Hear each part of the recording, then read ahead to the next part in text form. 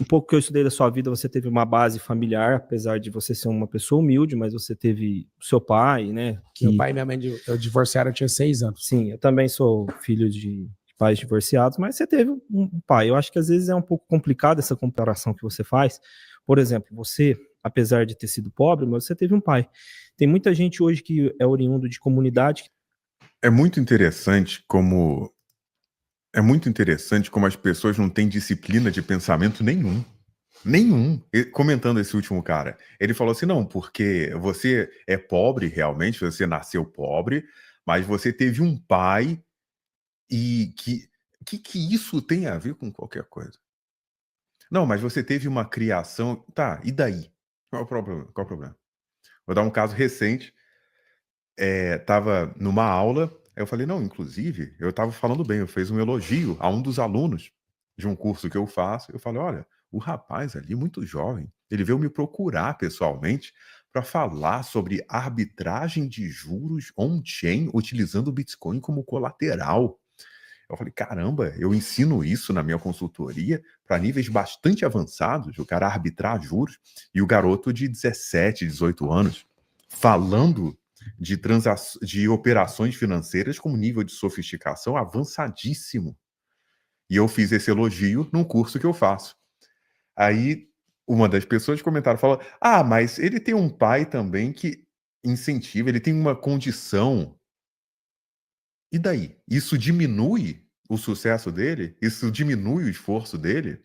Quantas pessoas que são ricas, têm pais que são bem criados e não tem esse mesmo tipo de interesse intelectual, nem pessoal, nem nada. O cara ele tá preocupado em em outra coisa, em ir pra balada, usar droga. Ele não tá preocupado com fazer arbitragem financeira ou aprender uma atividade. Não tá. Essa é a maioria. É a maioria. A maior parte das pessoas, elas não tem esse nível de preocupação. Então, esse argumento que ele trouxe, fala, não, mas você teve um pai, todo mundo teve um pai.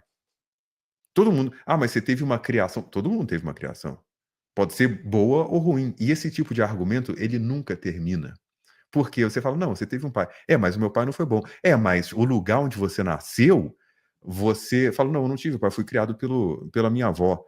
Mas a sua avó te ajudou. Eu falo, não, eu não tive nem pai, nem mãe, nem fui criado por ninguém. Então, justamente por isso, você não teve alguém para te atrapalhar, você teve tempo para pensar. Você está entendendo que isso pode ir para qualquer lugar que a pessoa que está argumentando quer que vá? Isso não termina? Eu falo, não, olha, eu não tive pai nem mãe, eu não fui criado por ninguém e eu fui de um orfanato. Então, você deu sorte de estar num orfanato onde você recebeu o estímulo necessário para você ter sucesso. Não, mas aí, então, mas foi justamente você teve. Aí eu falo, não, eu fui maltratado no orfanato. Então, mas como você nasceu com uma mente forte, você conseguiu superar aquilo. Nem todo mundo nasce com uma mente forte. Você sabia que existe uma predisposição genética de você nascer com uma mente forte e capaz? Ou seja, esse tipo de argumento que ele colocou nunca termina e ele sempre funciona para você diminuir o feito dos outros. Isso é falta de disciplina de pensamento. A pessoa não tem disciplina racional de pensamento nenhum. Nenhum. É vitimismo. Ela quer derrubar os achievements, o que o outro conquistou, com bases que nem existem. Isso é completamente louco. Esse é um tipo de pensamento que não faz sentido nenhum, né? E ele pode levar para qualquer lugar. Isso aí é completamente. Fala, não, você conseguiu, mas você teve. Quantas vezes eu escutei? Eu falo 5 idiomas além do português. E aí fala, Paulo, mas para você é fácil. Por que para mim é fácil? Por quê? Não, mas você tem facilidade. Por que você tem facilidade? Eu fiquei 4 horas estudando.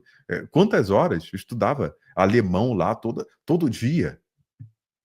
Isso é fácil? Ou eu tive foco, disciplina e persistência? Não, mas você já nasceu com essas. Isso nunca termina. Isso nunca termina. E a base filosófica disso é nature or nurture. É o que os americanos falam de nature or nurture. É a natureza ou a criação? E esse já é um outro debate. Se a gente for nos fundamentos, não é isso? É determinismo ou inatismo? É livre, é free will ou determinism? Você vai conseguir ter o determinismo ou a gente tem o livre-arbítrio? Porque se você acredita em livre-arbítrio e que você tem liberdade para tomar as escolhas que você acha que são legais para a sua vida, se você acredita em livre-arbítrio, você sabe que você tem pelo menos uma parte que você pode escolher e arbitrar livremente as coisas que você quer para a sua vida. Você entende que esse tipo de fala dele não tem disciplina de pensamento e nem base racional ou filosófica, não tem fundamento nenhum. Ele está simplesmente ali jogando as coisas para tentar diminuir o sucesso do outro, afinal das contas. E se sentir melhor fazendo isso, o que é mais terrível ainda se você parar para analisar.